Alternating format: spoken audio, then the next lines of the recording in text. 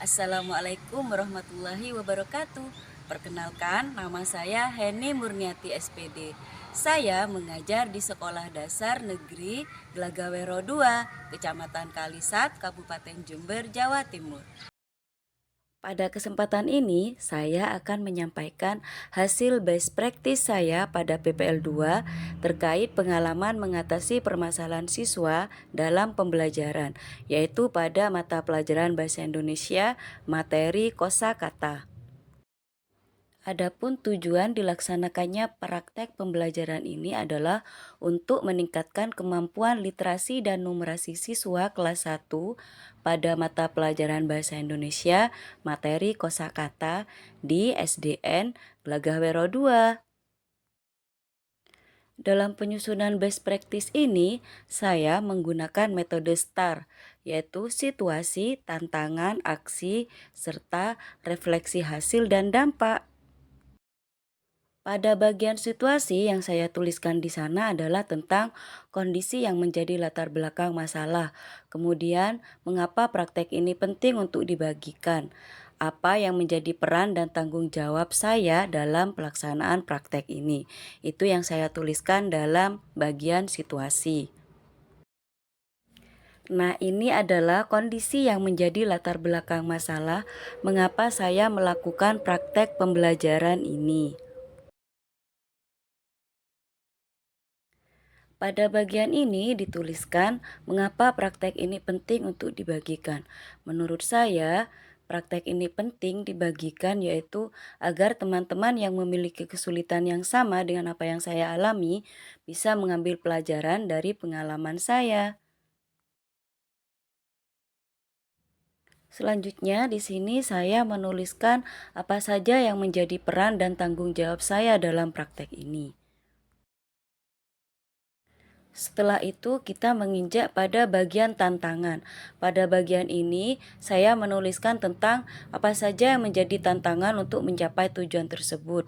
Kemudian siapa saja yang terlibat dalam kegiatan pembelajaran dan pembuatan kerangka atau rencana pembelajaran serta pelaksanaan pembelajaran tersebut. Pada bagian pertama, pada tantangan, saya menuliskan tentang apa saja yang menjadi tantangan untuk mencapai tujuan-tujuan tersebut. Selain tantangan yang saya temukan melalui hasil identifikasi, ada juga tantangan-tantangan lain yang mungkin saja terjadi pada saat pelaksanaan kegiatan pembelajaran. Pada bagian tantangan ini pula dituliskan siapa saja yang terlibat. Jadi, saya menuliskan juga siapa saja yang terlibat dalam pelaksanaan kegiatan pembelajaran ini. Setelah mengetahui tantangan-tantangan apa saja yang akan saya dapatkan saat pelaksanaan kegiatan dan saya sudah membuat rencana pembelajaran, baru kita melangkah pada aksi. Pada aksi ini yang saya tuliskan adalah tentang langkah-langkah apa yang dilakukan untuk menghadapi tantangan tersebut. Kemudian strategi apa yang digunakan, bagaimana prosesnya, siapa saja yang terlibat, dan apa saja sumber daya atau materi yang diperlukan untuk melaksanakan strategi ini. Di bagian pertama aksi yang saya tuliskan adalah tentang langkah-langkah apa yang dilakukan untuk menghadapi tantangan tersebut dan juga strategi apa yang digunakan serta bagaimana proses pelaksanaan tantangan-tantangan tersebut dalam kegiatan pembelajaran. Selain menuliskan solusi pada tantangan yang sudah direncanakan atau yang sudah sesuai dengan rencana yang dibuat, saya juga menuliskan solusi untuk menyelesaikan tantangan yang mungkin muncul atau terjadi saat kegiatan pembelajaran, atau disebut juga kejadian tak terduga yang muncul pada saat kegiatan pembelajaran.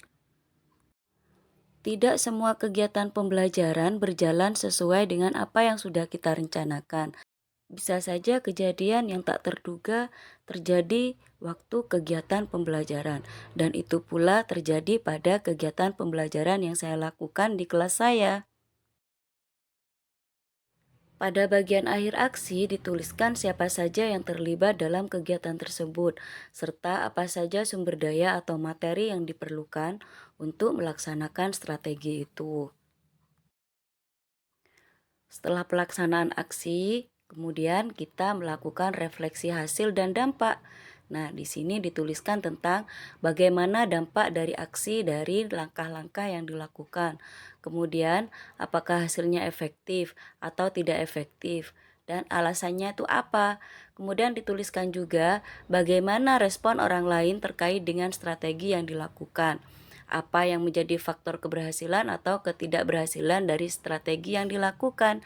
Dan pada akhir refleksi juga dituliskan apa pembelajaran yang diperoleh dari keseluruhan proses yang sudah dilakukan. Pada bagian awal refleksi, saya menuliskan tentang bagaimana dampak dari aksi tersebut dan langkah-langkah yang dilakukan. Kemudian, apakah hasilnya efektif atau tidak efektif, serta alasan-alasan kenapa bisa disebut efektif ataupun tidak efektif. Selanjutnya, saya menuliskan tentang bagaimana respon orang lain terkait dengan strategi yang sudah saya lakukan saat melakukan praktek pembelajaran. Di lembar refleksi ini juga saya menuliskan tentang apa yang menjadi faktor keberhasilan dari kegiatan praktek pembelajaran yang saya lakukan.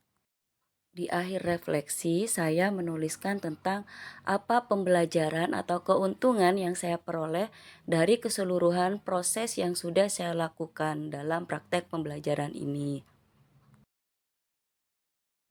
Terima kasih sudah menonton. Semoga video ini bermanfaat. Assalamualaikum.